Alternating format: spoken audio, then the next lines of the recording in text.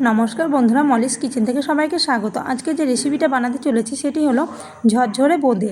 এই বোঁদে বানাতে আমি এখানে নিয়েছি বেসনের মধ্যে দিয়ে দিলাম সামান্য লবণ আর সামান্য পরিমাণে বেকিং সোডা। এরপর আমি অল্প অল্প জল দিয়ে ভালো করে আমি একটা ব্যাটার তৈরি করে নিলাম। আর এদিকে চিনি দিয়ে আমি একটা সেরা তৈরি করে নিলাম। সেরাটা হয়ে গেল।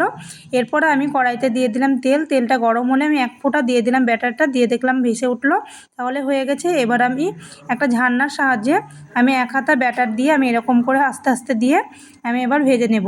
এটা কিন্তু খুব কড়া করে ভাজলে হবে না, হালকা করে ভাজলে, একটু মচমচে করে ভাজলেই এটা হয়ে যাবে। এই যে হয়ে গেছে, আমার এক চার ভাজা হয়ে গেল। এরপর আমি ওটা তুলে নেব, তারপরে আমি আবারও একবার দিয়ে দেব। এরকম করে দিয়ে আমি বাকি বোঁদেগুলো ভেজে নেব।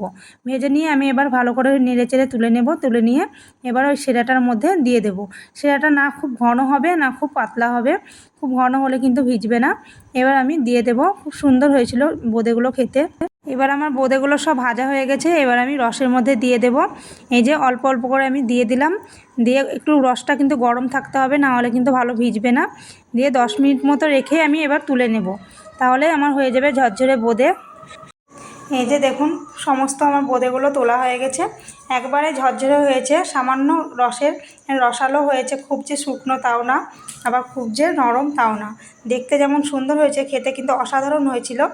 আশা করি ভিডিওটা ভালো লেগেছে। ভালো লাগলে লাইক কমেন্ট শেয়ার। যারা ফেসবুক থেকে দেখছেন পেজটা ফলো করবেন, যারা ইউটিউব থেকে দেখছেন চ্যানেলটা সাবস্ক্রাইব করবেন, এই অনুরোধ রইল।